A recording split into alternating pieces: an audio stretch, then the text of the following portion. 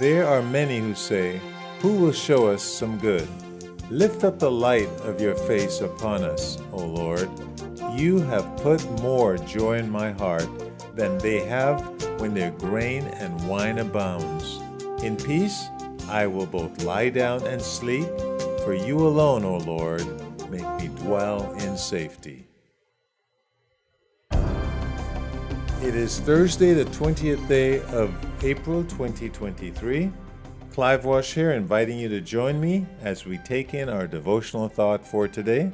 And I'm reading from the devotional book, Truth for Life, by pastor and author Alistair Begg.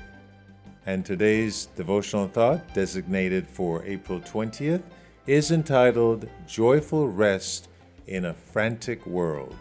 That's Joyful Rest in a Frantic World. And the verses today, Psalms chapter 4, verses 6, 7, and 8. And it reads, "There are many who say, 'Who will show us some good?' Lift up the light of your face upon us, O Lord. You have put more joy in my heart than they have when their grain and wine abounds. In peace I will both lie down and sleep, for you alone, O Lord, make me dwell in safety." That's Psalms 4, verses 6, 7, and 8. Alistair Begg writes, "The great majority of humans are striving after wind. We chase all sorts of things to satisfy our souls, but keep ending up empty-handed. We wonder, who will show us some good? Put differently, where can I find joy, meaning, and hope in the frantic pace and frustrating pursuits of this life?" Thankfully, the psalmist does not leave us to wonder about what we need most. Lift up the light of your face upon us, O Lord.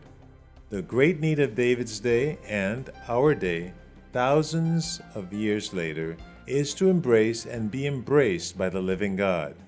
So David points out just how the greatest pleasures pale in comparison to finding the one true living God, abounding in life's good gifts, be they grain or wine or anything else, is certainly no bad thing, but knowing God is infinitely, graciously better. How many people today live in the hope that the experience of tomorrow will bring the joy they seem to lack today? Just a little more money, then I will be happy. Just a little more of this or that, and then I will be satisfied.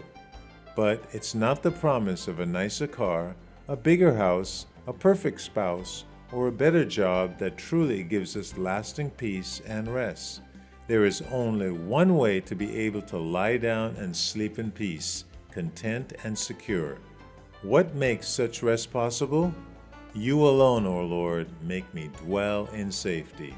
Only when we find all we need in knowing the Lord and know that He is smiling at us will we be able to lie down without anxiety or regret. As you lie on your bed at night and reflect on the day, or as all of the tomorrow's to-do races through your mind, how will you hold it together? What will give you the stability and security that every human being in the world longs for? In the end, it won't be the money in your account. It won't be the home security system. It won't be enjoying admirations from your community. It is the Lord alone who leads His beloved children to true peace, rest, and security. In the arms of the Good Shepherd, you can dwell in safety and rest in peace. Be sure, when you lie down tonight, or when worries rear their heads today, to remember that the Lord loves you and is looking after you. That is where rest and peace are truly and eternally to be found. Amen and amen indeed. That is where true peace and rest is found. Eternally gratified and satisfied is our future, but that can be ours today. So allow the Lord to give you that joyful rest in the midst of a frantic world.